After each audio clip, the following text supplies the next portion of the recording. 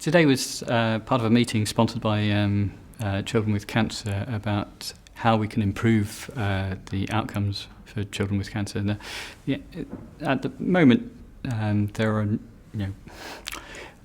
the results with acute leukemias, other forms of childhood cancer, are very good compared to adult cancer, but there remain a proportion of patients who are completely refractory to existing therapies. And so we have to think about new ways of targeting the disease in those patients. And today's meeting was about harnessing the power of the immune system to try and treat otherwise in untreatable cancers in children.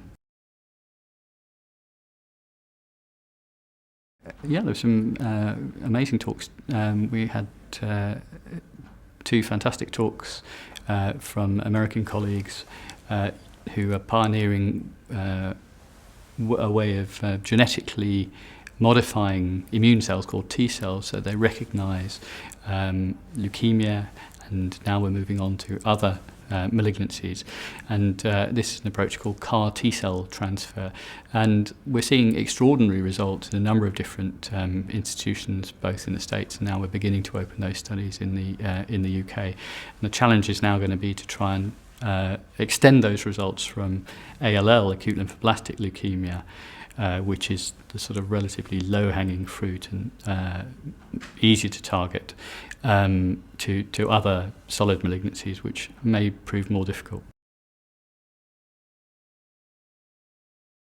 We were discussing which of these technologies, there are various different approaches that one could take, antibody-based approaches, T-cell-based approaches, vaccination approaches, and we were discussing which of these approaches is appropriate for which kind of disease, which is looking more promising for specific diseases, and what are the sort of logistic barriers to taking this forward from small phase 1 studies in 10 to 20 patients to making it routine use in hundreds or thousands of patients.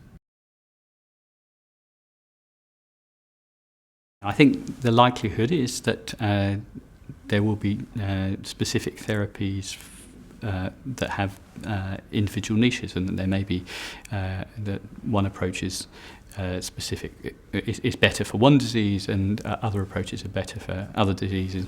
Ultimately, I think it's likely that these things will be determined empirically by doing clinical trials. Well, it's been a very inspiring conference. We've have had some really excellent speakers, and I guess it's all these conferences. You network with other people, you come up with ideas for new approaches, and it'll be very interesting to see how these things develop over the next few years.